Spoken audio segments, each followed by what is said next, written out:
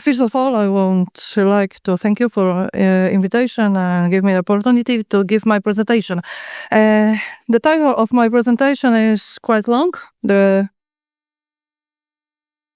Oops.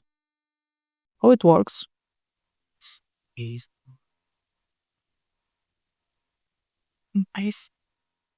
Okay. I think it's working. Okay. It's quite long. The proportionality test as the tool of balancing rationals in the worldview conflict between the protection and of the individual and uniformization of the legal order. So, ladies and gentlemen, in a democratic state governed by the rule of law, conflict of values are inevitable. In a pluralistic society where different vision of the good, truth, and justice contained by the task of the law is not to eliminate this conflict. That would be impossible. But the developed mechanism for the peaceful resolution. One of the most important such mechanism is the proportionality test. The aim of my presentation today is to analyze the proportionality test as a tool for balancing rationals in the worldview conflict, with particular emphasis on the tension between the protection of individual rights and the drive towards the uniformization of the legal order in Europe. I will argue that the proportionality test, when applied properly, can serve as an effective guarantee of pluralism, but that its incorrect application by international tribunals leads to the erosion of the constitutional identity of member states and the weakening of the protection of freedom of conscience and religion. In my presentation, I will address three issues. First, I will present the structure and the function of the proportionality test. Second, I will analyze its application in the case law of the European Court of Human Rights and the Court of Justice of the European Union in cases concerning worldview conflict. Third, I will pose the question of the limit of the proportionality test. Can it serve as a tool for protecting diversity, or does it become an instrument of uniformization? So, what is the proportionality test? The proportionality test originates from German constitutional law, and it's the development in length in the of the case of the Federal Constitutional Court. It was subsequently adopted by the European Court of Human Rights, the Court of Justice of the European Union, and many constitutional courts of member states. In a classic structure, the proportionality test consists of four stages. The first stage is the legitimate aim. The limitation of an individual's rights must be served the protection of a constitutional value, such as public safety, health protection, public morality, or the rights and freedoms of others. The second stage is suitability. So the measure applied by public authority must be appropriate to achieve the intent aim. If the measure does not serve the realization of the aim, its application is disproportionate. The third stage is necessity. The measure must be necessary to achieve the aim, which means that there must be no other equality effective but less burdensome measure available to the individual. The fourth stage, and the most important from the perspective of worldview conflict, is proportionality in the strict sense, proportionality sensu, stricto sensu. At this stage, the court directly compares the importance of the right infringed and the weight of the interest that the limitation is intended to serve. The question is, do the benefits resulting from the limitation of the right outweigh the cost borne by the individual? In this final stage, that is the most sensitive. It is here that then axiological choice is made, which determines the shape of the legal order. A court, hearing a case in which religious freedom conflict with the principle of equality of freedom of speech, must answer the question of which of these values, in the given context, deserve precedence. So, the proportionality test in the court of the European Court of the Human Rights, has long applied the proportionality test when resolving cases concerning the conflict between freedom of speech, Article 10, and the protection of religious feelings, Article 9. However, an analysis of Strasbourg case law reveals significant problem. And the first case, ES versus Austria, concerned a woman who, during a seminar, described the Prophet Muhammad as a pedophile. The Austrian courts convict her for disparaging religious doctrine. The court found that there had been no violation of Article 10, granting the state a wide margin of appreciation. The court indicates that the statement did not contribute to public debate and could disturb religious peace. The case of Osuchowska versus Poland concerned a statement by a Polish singer who described the authors of the Bible as a drunk on wine and smoking weed. This time, the court found that Poland has violated Article 10. The court emphasized that the statement did not constitute hate speech and that the domestic courts had failed to carefully balance the competing interests. Comparing these two cases led to a troubling conclusion. In the case concerning Islam, the court adopted a wide margin of appreciation and held that the conviction was permissible. In the case concerning Christianity, it adopted a narrow margin of appreciation and held that the conviction was impermissible. In other words, the proportionality test was applied inconsistently, which raised the question of the instrumentalization of this tool.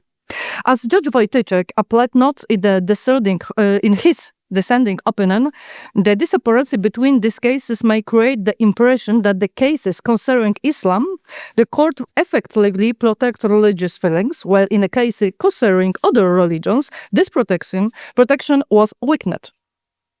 So, the proportionality test in the cases of the European coast. So, similar problems can be observed in the case law of the Court of Justice of the European Union concerning religious symbols in the workplace. In the Abita case, the court held that a ban on wearing visible religious symbols arising from an internal rule of an undertaking does not constitute direct discrimination if it is applied in a general and undefined manner. The court found that the undertaking's policy of neutrality could justify such a ban. In the communal dance case, the court went even further, allowing a ban of wearing religious symbols even for employees who have no contact with citizens. The court held that each member state has a certain margin of discretion in defining the concept of neutrality of the public service. The key problem in this case law concerns the manner in which the proportionality test is applied. The court balances interests at the collective level, all employees as a group, rather than an individual level. This means that the particular situation of a given employee, the depth of their religion beliefs, the manner of manifesting their faith, the consequences of the ban for their identity, is not taken into account. This led for uniformization, the imposition of a single model of neutrality on everyone, regardless of individual circumstances. From the perspective of the Christian personality anthropology, with emphasis the dignity and subjectivity of each person, such collective balancing is deeply troubling. The human being is reduced to an element of a collective, and the individual path to God and manner of expressing their faith creates the matter. The analysis presents leads to a key question. Does the proportionality test serve to protect the individual against excessive state interference, or does it become a tool for the uniformization of the legal order? The answer depends on who applies the test and how applies.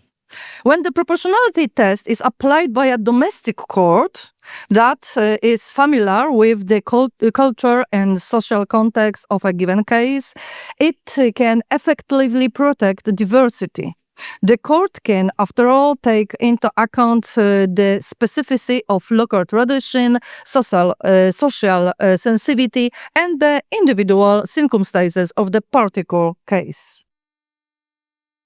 However, when the proportionality test is applied by an international tribunal that seeks to develop uniform standards for all member states, the risk of uniformization arises. The tribunal may impose a specific vision of neutrality, secularism, or the protection of religious feelings that does not take into account the specificity of individual states. In the research project we are conducting, we draw attention to the phenomenon of the instrumentalization of value. This involves supranational institutions using values such as neutrality, equality, of the protection of religion feelings as tool to implement their own axiological agenda, often at the expense of the constitutional identity of member states. The proportionality test, which was intended to guarantee the protection of the individual, can aid the process become an instrument of uniformization. This happens especially when the test is applied superficially without an in-depth analysis and individual circumstances, or what is applied selectively depending on which religion the case concerns. So, conclusion and proposal. Allow me to conclude with several proposals. First, the proportionality test should be applied in an individual, not collective manner. A court hearing a case concerning freedom of conscience, a religion must examine the individual situation of the applicant, the depth of their beliefs, the manner of manifesting their faith, the consequences of the limitation for their identity. Second, the proportionality test should take into account the constitutional identity of member state with a long Christian tradition have the right to protect religious symbol differently than secular states. The margin of appreciation should be real, not fictitious. The proportionality test, third, the proportionality test should be applied equally to all religions. It cannot be that Islam is protected more strongly than Christianity or Judaism differently than Islam. Uniformity of standard is the foundation of trust and international institutional. And the fourth, the proportionality test should be applied with respect for Europe's Christian heritage. Values such as human dignity, freedom of conscience, and natural law derived from the Judeo-Christian tradition should serve as a point of reference for courts balancing competing rationales. The proportionality test is a powerful tool. It can serve to protect the individual against excessive state interference, but it also can also become a tool of uniformization and the instrumentalization of values. Everything depends on who applies it and how it for what purpose. In the face of challenges that Europe faces today, the rule of law crisis, worldview tensions, migration process, we need courts that apply the proportionality test with prudence, responsibility, and respect for diversity. Otherwise, instead of pluralism, we will get uniformization. Instead of dialogue, the imposition of a single correct vision. Instead of protection, the individual, the objectivization. And thank you for your attention.